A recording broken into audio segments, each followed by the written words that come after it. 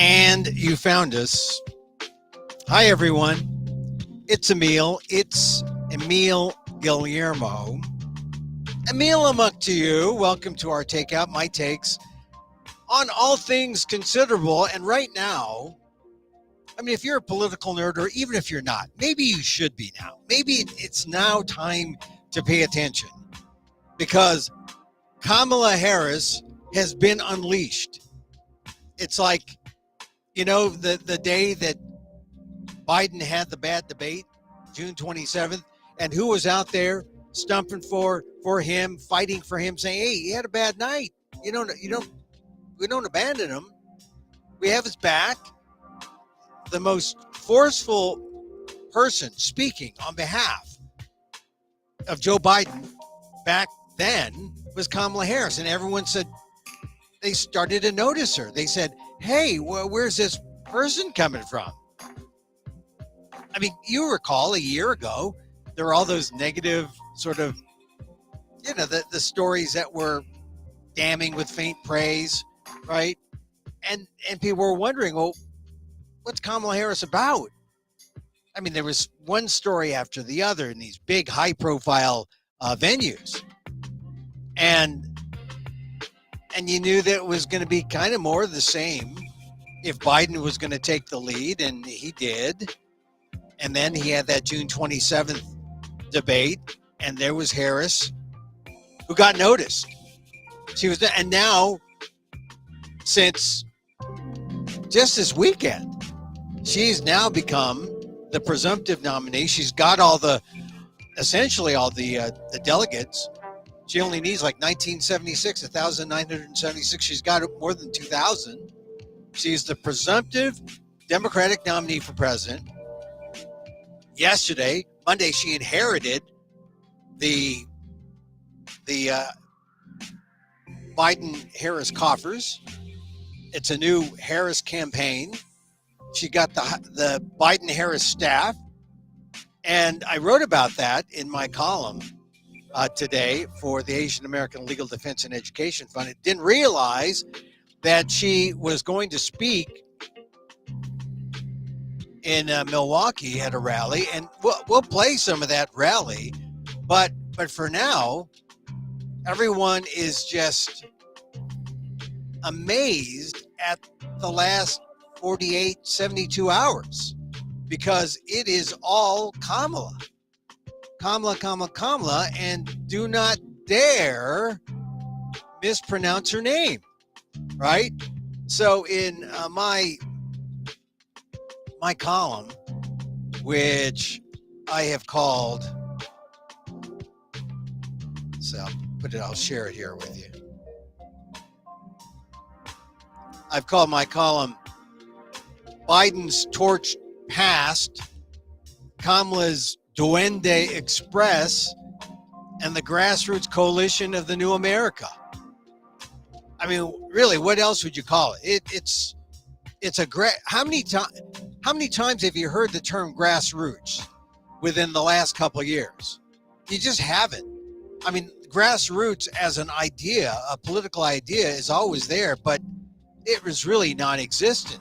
It was always corporate, right? The corporate donations, the corporate donors, the big donors, the mega donors, the bundlers. Now you're hearing about Grassroots Coalition because Kamala Harris has raised over $100 million in just the short time that she's been named, the head of the ticket. I mean, that's the thing. New America, we'll get into that. Kamala's Duende Express, we'll get into that. But the torch was passed, as I mentioned in my column. Joe Biden still isolated. Yesterday, he's now made an appearance. He's going to be in Washington to give an Oval Office speech tomorrow on Wednesday, formalizing what's gone on. But as I wrote this piece, I just talked about how Joe Biden, still isolated with COVID, spoke via speakerphone yesterday afternoon in Pacific time, early evening East Coast time, to his campaign staff to tell them the truth about his big decision. And you heard, he said, "I know it's hard because you poured your heart and soul into me," Biden told his campaigners, who who won him the nomination and the presidency in 2020, but it wasn't to be in 2024. And Biden said, I think we made the right decision. The decision to withdraw came Sunday when Biden released a letter on social media with the shocking historical news. Just think, not in 50 years, not in a half century has this ever happened. Lyndon Johnson, the last one. Ironic that among Asian Americans, Vietnamese are among the least democratic Asian Americans out there, according to the Asian American Voter Survey. But Biden, as I said, will speak further on this matter of his withdrawal in a primetime address from the Oval Office Wednesday night, tomorrow night. But Monday was more of a family event. You know, he was just Joe on the speakerphone, a disembodied Biden speaking to a room in Wilmington, Delaware, where campaign manager Julia Chavez Rodriguez stood on camera at the podium, and Biden's voice was all that was needed to reassure the staff about to be assumed by Kamala Harris. The president said, the name has changed at the top of the ticket, but the mission hasn't changed at all. And that was essentially the passing of the torch yesterday, early evening, East Coast, Pacific time in the afternoon. The flame, the passing of the torch or the flame, or the passing of duende. That's what I call it, duende. Now, all right, I wasn't thinking duende, but I was watching my friend, call him a friend. Yeah, I knew him in college. All right, Lawrence O'Donnell. He was on MSNBC, right? Last night, he talked about George Fraser. And Larry was talking about George Fraser as an Irish American and the empathy that Fraser had as a columnist. And I read George Fraser when I was, growing up in Boston, college. I mean, he was one of those who inspired the column form in me. And one of the things that he was big on was this idea of duende. And that's what Fraser would have called it. It's a charismatic allure of a world-class performer that makes you constantly want to watch every move that person makes. Fraser talked about it in terms of being possessed by an artist, right? A performer. But for a politician to possess this, it was like pure gold. And Biden had it throughout his long political and legislative career. He was a master. I mean, if you consider what he passed with just like the smallest of margins, just during his one term. And now as he steps aside and allows Harris, his VP, to step forward, it was clear.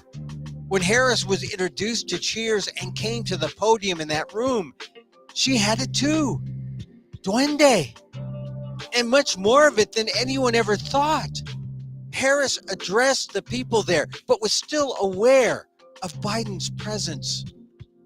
We love Joe and Jill, we really do, she said to the crowd. And then a voice came out of nowhere. It's mutual, said Biden, cutting in via speakerphone, almost like the Asian Filipino meaning of duende, which is how I've known duende to be a spirit in the house, sometimes a helpful, loving one, sometimes not. But let's say this is a positive form of duende. Harris said, I knew you were still there, looking up at the sky with a laugh. You're not going anywhere, Joe. I'm watching you, kid. I love you, Biden said. I love you too, Harris said, as the crowd cheered and clapped, and that made it official. The torch had been passed. Compare this kind of political rhetoric between a president and his number two with the one that we saw during the Trump administration on January 6th, the day that birthed the phrase, hang Mike Pence. Pence, incidentally, was one of the few Republicans to respond with any decency to the Biden withdrawal. President Biden, Pence said on X, made the right decision for our country, and I thank him for putting the interests of our nation ahead of his own. That was Pence, and he's getting flack for the MAGA types. For the most part, Republicans' heads are still spinning by the Harris Duende Express. Some continue to other her by mispronouncing her name. It's Kamala, not KAH-ma-lah, not KAH-ma-lah. It's Kamala. Or they just relied on GOP racist rhetoric. We talked about Tim Burchett yesterday. Well, they're talking about it today. The Republican from Tennessee called her a 100% DEI hire, a phrase intended to disparage diversity, equity, and inclusion, DEI. But Harris, who has distinguished herself as a local district attorney, as a state attorney general, as a U.S. senator, as a U.S. vice president, has the resume any white male could envy. At one Trump rally, Ohio State Senator George Lang, state legislator, said, I'm afraid if we lose this one, it's going to take a civil war to save the country. Imagine that. That kind of statement coming days after an assassination attempt on Trump. Long later walked that back, but it was clear the rhetoric of Republicans hasn't changed much. It hasn't changed much. A less racist, more subtle approach was used by Arkansas Senator Tom Cotton on Tuesday when, during a TV interview, he kept referring to Harris as a San Francisco liberal, like San Francisco liberal, like every sentence. There's that San Francisco liberal. Look, I want to correct Senator Tom Cotton, basically. She's really more of an Oakland liberal, okay? But she's a native to Oakland, right? Kaiser Hospital. But okay, she spent time as a San Francisco district attorney. Okay, got it. I'm in exile now. I've been writing columns as a San Francisco liberal for decades. One of my topics was District Attorney Kamala Harris. Was she hard on crime? Oh, I'll say she was political. I always chided her for not going after whites attacking Asian Americans back in the day. She didn't go in hard. I never spoke with Harris about it, but once at a fundraiser, our eyes met and we chose the diplomatic option. We walked the other way. But now, that was decades ago. Now she's on the verge of history and the duende is palpable. We all can't stop watching her. It's the Duende Express, right? It's like after all these months of Biden, hey, the blood's back in the veins. Since the announcement of Biden's withdrawal, all her political rivals have fallen in line. The race now is to be her Veep. She's earned the delegate support to assure a first ballot nomination. She only needs 1,976. She's gone over that. It's going to be a first ballot nomination. She's inherited more than $300 million in Biden funds and raised a record haul, more than $100 million on her own in mere days. There's an excitement we haven't seen at the grassroots level in years. I remember the 2019 announcement in Oakland for her presidential run as being filled with excitement. She filled the Civic Center in Oakland, that town square there, hundreds of people. They all came. They were buoying her up. She's an exciting speaker. But then came Iowa. That was 5 years ago. She's a different person. And as her Indian mother would say, you think you just fell out of a tree?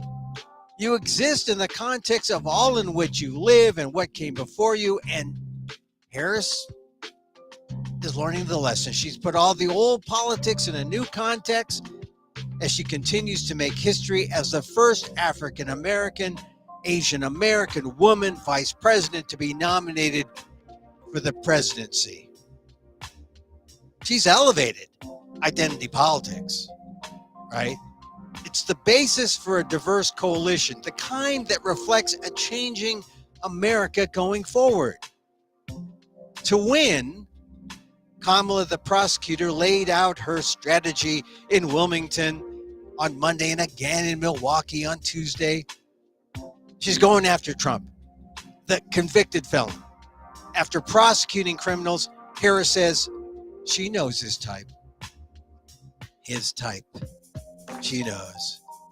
But she says her people-powered campaign that will put people first intends to improve the lives of ordinary working-class Americans.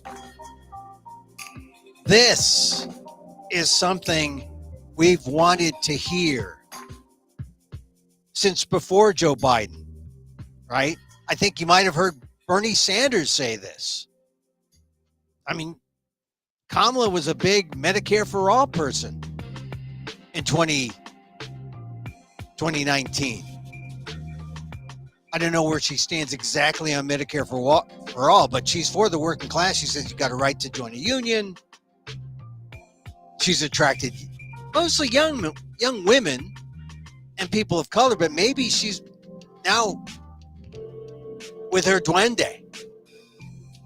Maybe she has that appeal that was what Donald Trump went after. The African-American male, the Latino males. I mean, you know, when Donald Trump put out Amber Rose out there at the Republican National Convention, it was a pitch for, pitch for all those young people of color. But here's Kamala, putting the blood back into a heretofore lackluster campaign. And it's energized now.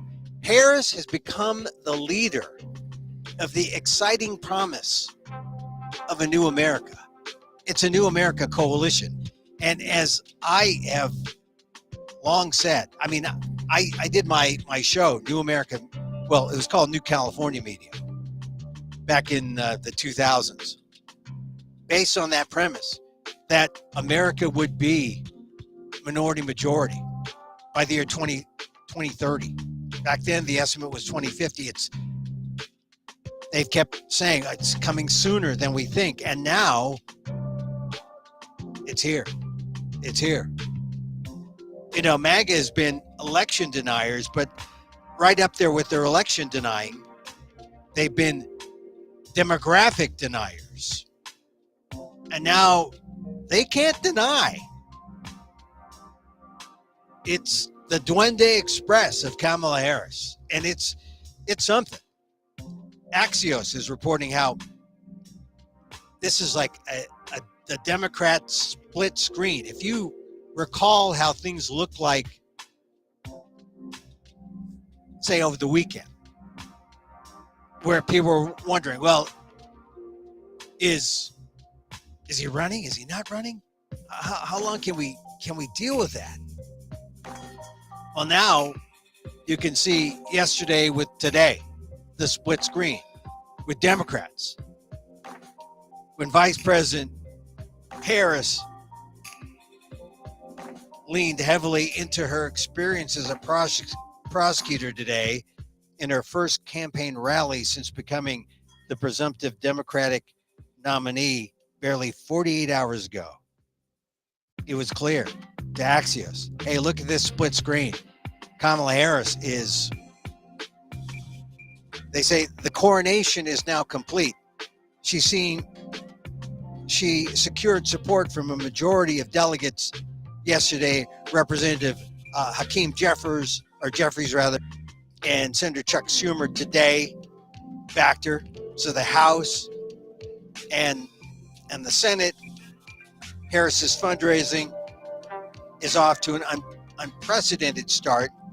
And there's a new Reuters Ipsos poll released that showed her basically ahead by about 2 points over former President Trump. Hey, it's a national poll, and that's encouraging. But it's all going to be the battleground states, right? And that was a national poll.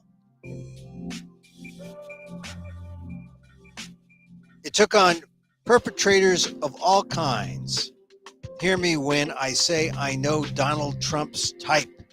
Or I took on perpetrators of all kinds, she said at a Wisconsin rally. We're going to hear from that rally in a second. The election is a choice between freedom and chaos, she said. Biden was seen in public today for the first time since Wednesday night, shortly after his COVID diagnosis was announced. He tested negative today, and his symptoms have resolved, the White House said. He's heading back to Washington from Delaware, the beach house. He plans to deliver a speech in the Oval Office, 8 p.m. Eastern Time, about his decision not to seek re-election. And the Oval Office means it's going to be just him, which will be, I guess, his moment, right? It's his moment in the sun, his moment to be presidential and to put his stamp on things. I mean, it was sort of weird that he only announced on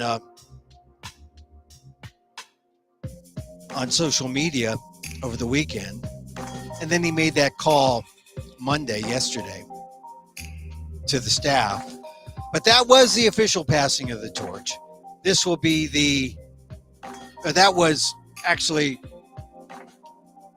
the practical passing of the torch. The official passing of the torch, I suppose, will be when he makes, his speech tomorrow. It'll be a good speech, it will be. And it'll be a sad one. And already a lot of people are saying, not enough has been said about Joe Biden. But look, Joe Biden will have his day. And really, his legacy will be that he put his own self-interest aside for the good of country. And you see it now. It's pretty incredible when you think about it, how people were looking at the race, and now how suddenly, as Axios put it, the split screen is there. It's a different day. And that latest Reuters poll puts Harris 2 points up on Trump, and it's not going to stay that way. She's got energy.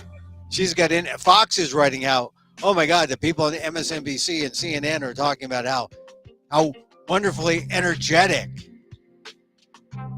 they're going crazy about her. I guess in the same way that people went crazy about Trump on the Republican side. But you can tell by the amount of money that Harris raised just within the last 72 hours. I think it's over 100 million just on her announcement. And that the number of volunteers, tens of thousands of volunteers. This is something that you only see. People who've been watching presidential politics say this is unprecedented. Has never happened. I will say this: I've seen my share of conventions. I have seen my share of these kind of turnarounds. I would compare this kind of turnaround with New York, when Bill and Hillary Clinton were up there at the convention, and you could hear Fleetwood Mac, and you could hear people just going crazy because they knew it was the end of the Reagan-Bush years. They knew it was going to be the end of the Reagan-Bush years. I just remember standing at the floor. People were going crazy. They knew, yeah, Clinton Gore. That was it. That was the ticket. And then I also remember the Obama years. And notably, Obama has yet to endorse. Oh, that's going to happen. You know that. But it's probably going to be more dramatic. They're probably saving him for the convention. But you know that's going to happen. Because everything that Kamala Harris is doing, the excitement that she is eliciting, I went back and saw that 2019 Oakland announcement that she's running for president. It was very similar to the kind of excitement that Obama elicited when he was first announcing 2008, when he won in 2009. So I think you can say Obama-esque, but maybe different, because Kamala Harris really represents this New America coalition. It's African American. Thank goodness the African American supporters were out there, like 40,000 women on a Zoom call the other day. And then the next night, African American men, including Bobby Scott, the only congressman with any kind of Filipino blood in him. His grandfather was Filipino, I believe. I believe it's his grandfather on his mother's side. So he's African American and Filipino, and he was one of the leaders at the Zoom call for African American men. So there's like 80,000 people on a Zoom call, and this is, on over 2 nights. This is the kind of excitement. It's like suddenly, it's like when Kamala Harris emerged to defend Joe Biden after that poor debate performance, and people said, "Where'd she come from? What is she doing? Where is she?" And I think people of color who've been underutilized, who've been underappreciated, you know what that's like.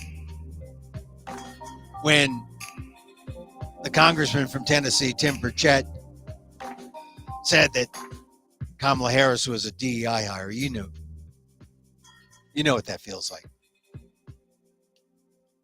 You know what that feels like when people insist you don't belong, but you know you do. And now here's Kamala Harris there to say to us, you belong. You belong. And she's leading this coalition of people who've been told, people who were not excited about this campaign. Young women on TikTok, young people in general. They've got Beyonce's song Freedom, to the official campaign song, apparently, of Kamala. It's exciting. If you're a Democrat, you got to be excited, because Kamala Harris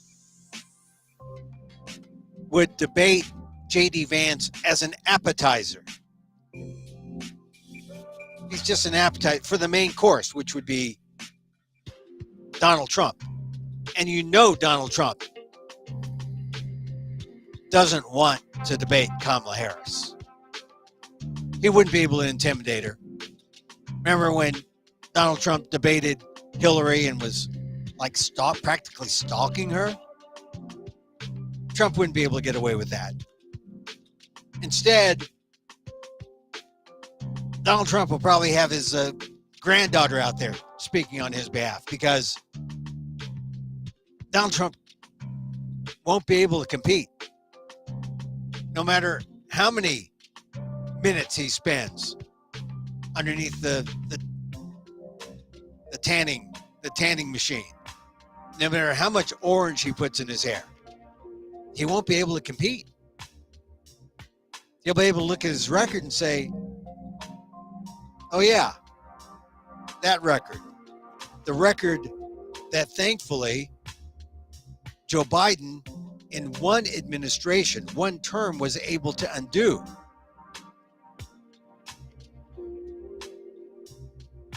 I mean, Joe Biden's record is really unassailable. Jobs, inflation was high. People didn't give Biden credit, but inflation is closer to 3% now. It's not at the highs it was when, Trump left office and left it for Biden to inherit. The border crisis is a little better. Remember, that was exacerbated when Trump said, hey, I want to run on the border. Don't fix it. And Congress did not go forward and try to fix the border crisis. So it's exciting if you are a Democrat, if you are a Harris fan. And as I said, I'm just the observer. It's a different Kamala, a different time. You can't take your eyes off her because it's so different from the past. It really looks like we are moving in a new, exciting direction for America. An inclusive, empowered America. And I know there's some Democrats who say, hey, it couldn't have come soon enough. It couldn't have come soon enough. So I'm not going to play my swisher because I didn't have my swisher on. Thank goodness. There it is. But I want to play a little bit from Kamala Harris's speech today, because her speech was something. Her speech was something. Here's Harris from Milwaukee. We'll cut in and out,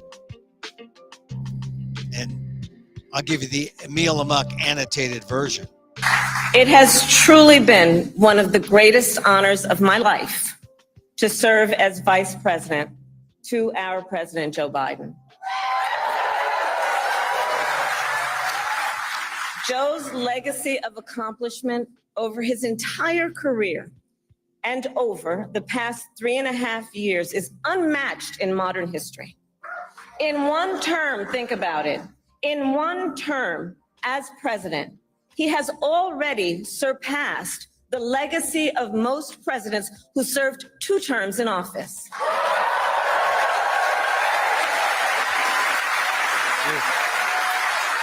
That is true. And I know we are all deeply, deeply grateful for his continuing service to our nation. And it is my great honor to have Joe Biden's endorsement in this race.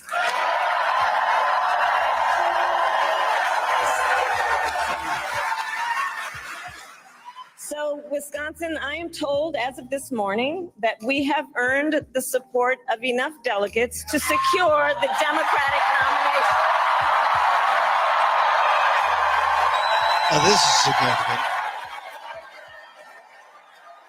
The challengers will have to just go off in a week, I suppose. I am so very honored, and I pledge to you I will spend the coming weeks continuing to unite our party so that we are ready to win in November.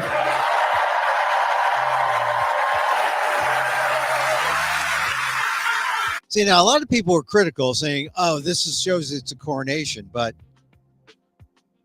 because some people have used the term coronation, but it really has been this groundswell of support from the people. I mean, she got George Clooney's endorsement apparently today. and more mega donors did come in. But when they say she's raised 100 million, a lot of them, according to reports, have been these small donors. So it's like I said, I haven't heard the term grassroots thrown around politically like I have over the last couple of days. I mean, compared to, the last 5-10 years, grassroots has not been the issue, but it is with Kamala Harris. So friends, we have 105 days until Election Day. And in that time, we've got some work to do. But we're not afraid of hard work. We like hard work, don't we? And we will win this election.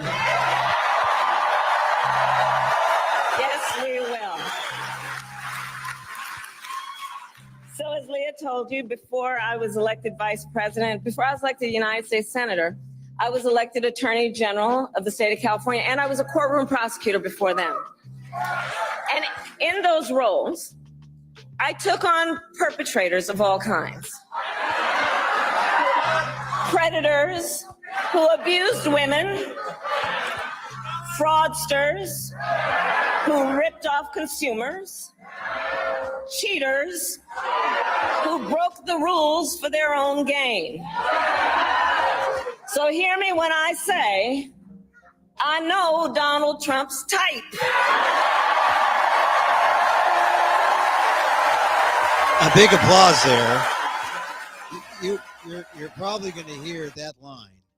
She said it in Wilmington yesterday, and I guess it was just she was trying it out for the next crowd, and they went crazy for it in Milwaukee. But yes, Kamala Harris knows Donald Trump's type.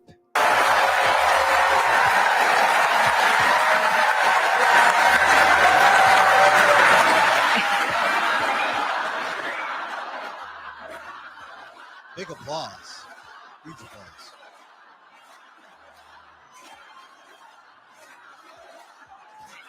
And in this campaign... Say now, that was huge applause. If you saw any of Joe Biden's rallies or speeches, very rarely did he get that kind of response. I promise you, I will proudly put my record against his any day of the week.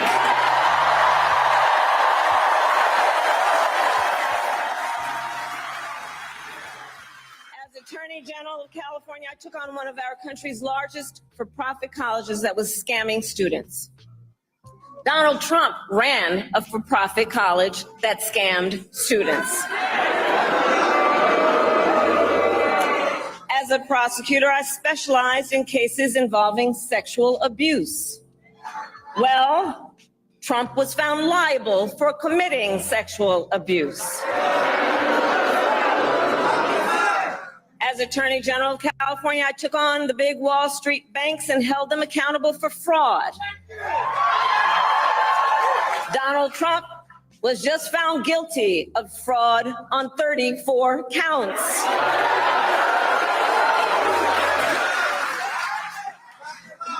But let's also make no mistake, this campaign is not just about us versus Donald Trump.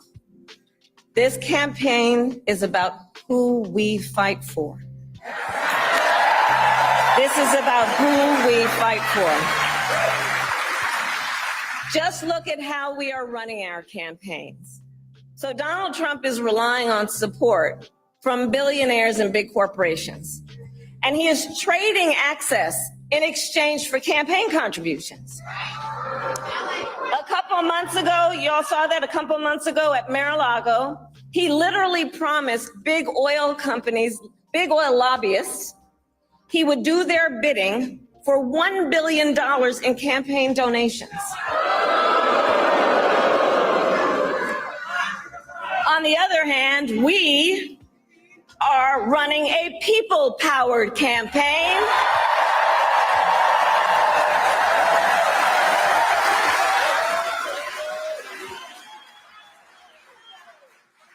And we just had some breaking news. We just had the best 24 hours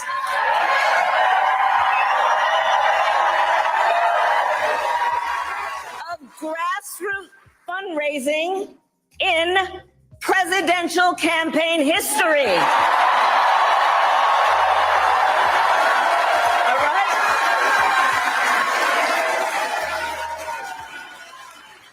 And because we are a people-powered campaign, that is how you know we will be a people-first presidency.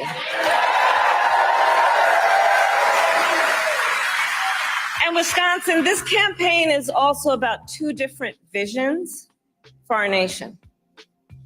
One, where we are focused on the future. The other, focused on the past. We believe in a future where every person has the opportunity not just to get by, but to get ahead.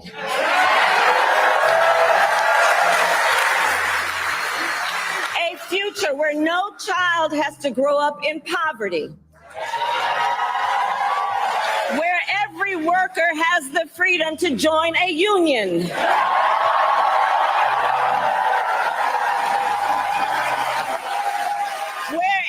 Person has affordable health care, affordable child care, and paid family leave. We believe in a future where every senior can retire with dignity. So all of this is to say, building up the middle class will be a defining goal of my presidency.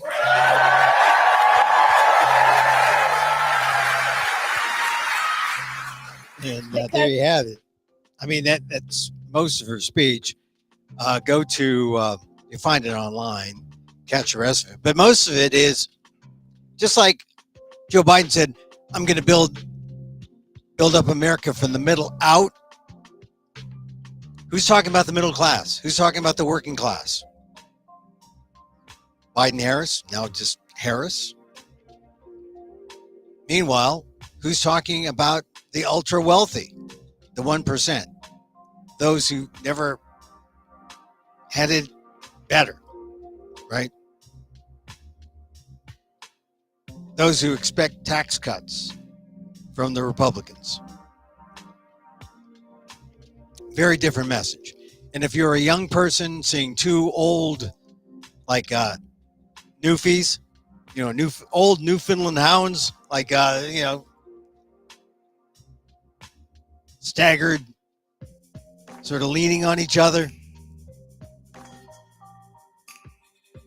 Kamala Harris is so totally different. She's speaking your language. She's coming out. She's attacking. She's nice to you, but she's attacking the Republicans, attacking Trump. She's going to prosecute. Man, this is like a jolt to, got to be a jolt to Donald Trump. I'm sure he's trying to find some golf course he can hide because he can't compete. He wants the old guy. Hey, give me the old guy. And J.D. Vance, Mr. Inexperience, Mr. Hillbilly Elegy. I mean, this is what I was saying. I think J.D. Vance's wife, the litigator, the Indian American litigator, one-time Democrat, is actually smarter than he is. Although, J.D. Vance went to Yale Law School too. But he then didn't use his law degree. He used it to be a venture capitalist. And now he's his views on religion and family first. I mean, he's all about getting the birth rates up. I mean, this is all plays into the Republicans' notion that, hey, we got a birth rate problem in America. We need more families. Now keep those immigrants out. Meanwhile, Kamala coming on strong for working class people, including immigrants. And we got a race. We got a race, folks. Well, it's going to be interesting. Yeah, and I bet you some people who weren't even thinking about going to Chicago are going to want to go to Chicago today, because this is so different from Johnson. So different from Johnson when he announced that he would withdraw in 68, and the Democrats were really unable to get it all together. They weren't unable to piece it all together. The Vietnam War had created a generational divide in the country in 68. And that was the one single issue. Lyndon Johnson didn't run because of it. And the convention in Chicago was a mess in 68. Hubert Humphrey was nominated with Edmund Muskie, and Hubert Humphrey was not the one. So different, 68 and now 2024, when people are excited about Kamala Harris. And she really represents not just a new politics and not just a new generation, but this. I mean, this is when I talked in my column on the LDIF blog about how Republicans can only respond to her based on an old sense of politics, based on race. One called her an a DEI hire. It's different. It's changed. It is America. Kamala Harris represents a new America. She does. Anyway, check out my column on the ALDEF blog, aaldef.org/blog. That's it for me for today. Boy, it really is different. Tomorrow, I suppose we'll be looking at what Joe Biden says. He's back up and at it. He's going to give that Oval Office address tomorrow. You know, I heard him on that Monday phone call when he was still isolating. And, you know, it's clear he was sick. And he's a little tired, but this is to be expected from someone who's 81. He's not the same. But you can see what a difference it makes to be 20 years younger, a generation younger. So let's see, more polls, more appearances, and let's see just how quickly and how capably Kamala Harris prosecutes Donald Trump on the campaign trail. All right, back in tomorrow. Hey, we're here Monday through Friday around 2 p.m. Pacific. Talk about the news of the day, talk about stuff that's happening, talk about my feelings. And you can catch us on YouTube at Emil Amok 1, on Twitter X at Emil Amok, Facebook at where at emilguillermo.media, or just Emil Guillermo. Hey, thank you for joining us. You know, we like to close with a little loving kindness, because love really makes the world go around. You know, that comment by Kamala Harris's mom about, the context, hey, wait, you people just fell out of the coconut tree. You got to put things into context. And, you're the result of things that happened before and things now, and you put it all together and you have this appreciation. You learn from the past and you keep looking forward. And I guess the notion is keep looking forward. That's what Harris brings. A forward-looking campaign. Not backward-looking. We're going forward. And so, as I wish for me, I wish for you. May you be safe. May you be happy. May you be healthy. And may you live with ease. Emil Guillermo here. Till next time. Mahal